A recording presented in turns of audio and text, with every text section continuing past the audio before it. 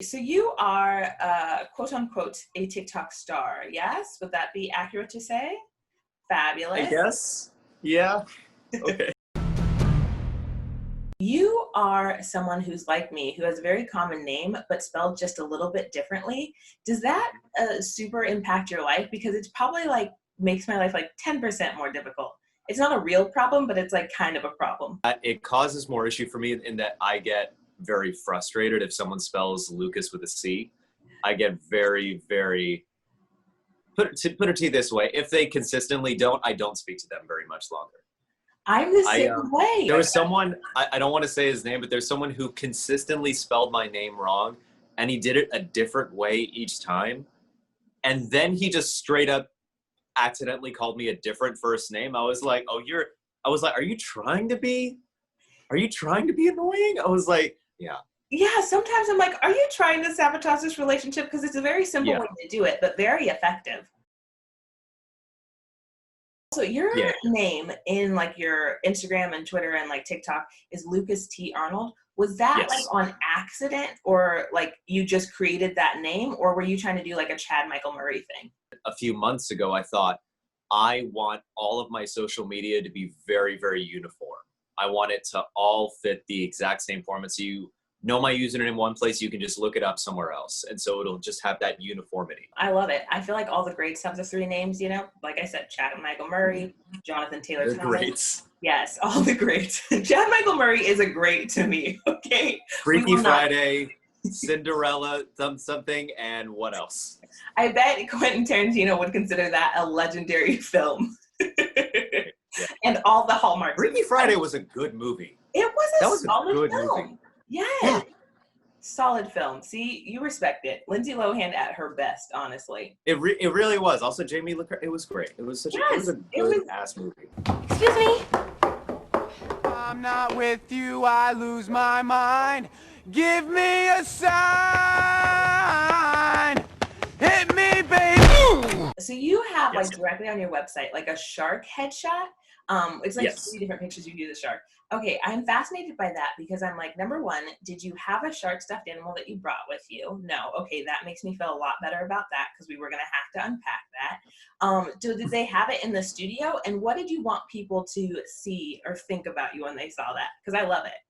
It really was as simple as I organized a headshot session with this photographer. He had some dogs. He got this new plushie toy for his dogs, and he was like, "Hey, I want to throw in some comedy-esque pictures for you." And he just had like some props, and I took the shark toy, and I immediately started like trying to balance it on my head and like holding it in my arm, and it really was just that sort of improvised. It was that simple. Yeah. I love that. I feel like it was great. It looks natural. Headshots are like a form of torture to me. Like they really? Yeah. What's happened with you? I don't know. It's like the minute I step in front of the camera, they're like, show us your personality. And I forget that I have one. So you are, quote unquote, a TikTok star. Yes. Would that be accurate to say? Fabulous. I guess. Yeah. Okay. But I'm going to keep saying it. You're a TikTok star. Own it, Lucas. Do whatever you need to. Yeah. Okay. So you started it in March, just like in March. Yes. And you have over 600,000 views. Or not views, followers. Yeah, followers. Talkers. What are they called? Does TikTok fans have a name? TikTok followers? I would just say followers that I have on TikTok. That's all I would say. And that is why you are a TikTok star and I am not.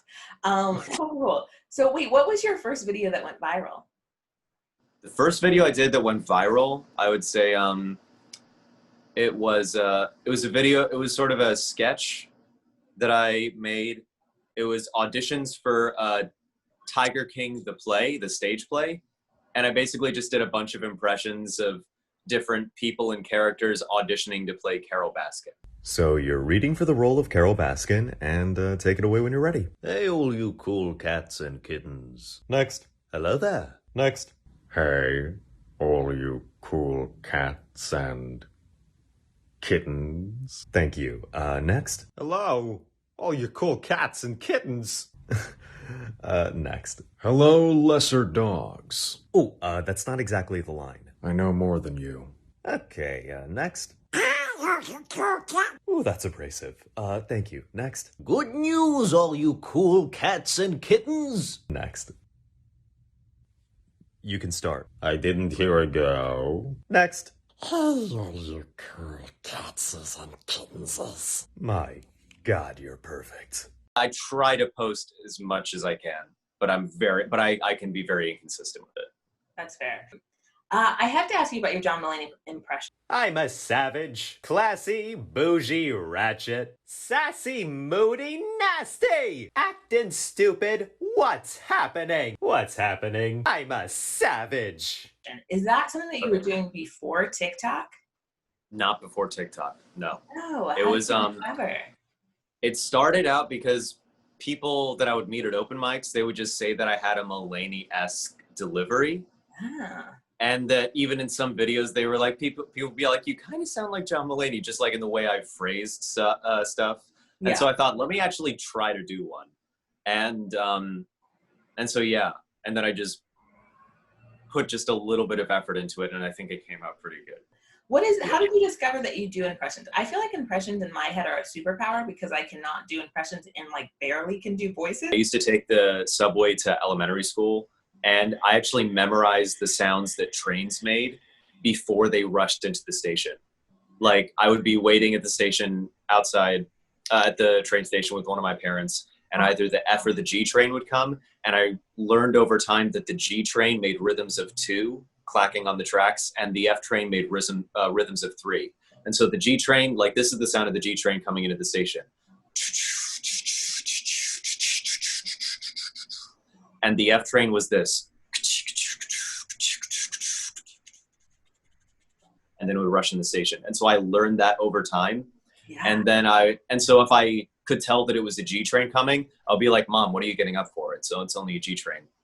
Or I would get up before my mom. I'd be like, what are you waiting for? Let's get it. It's the F train. You can tell this, can't you? And so I was always memorizing just how stuff sounded. That's so crazy. That is like your Spider-Man origin story. I feel like one day you're gonna realize you can like climb buildings. What would you say is your worst impression? Like, is there an impression you just can't nail down? I was once asked on TikTok to do a Steve Buscemi impression, and I couldn't do it. No. It was not possible for me. You're like, And the thing is, like, his voice is so clear in my mind, but I can't make it come out through my own voice. I just can't do it. You were on Famous Birthdays. Congrats for being famous and for being born. Yeah. I've always had questions about that site, so I'm gonna ask you because now you're an expert to me. How did you find out you were on it? Did anybody reach out to verify the information? No one reached out to me or anything. So I have a friend of mine who's another TikToker, and she was on Famous Birthdays, and I know that she got reached out to for like pictures and information and stuff. And so I just a couple days ago I was like, let me just look up myself on Famous Birthdays and see if I'm there, and I was. It really was just that, and I was just like, what?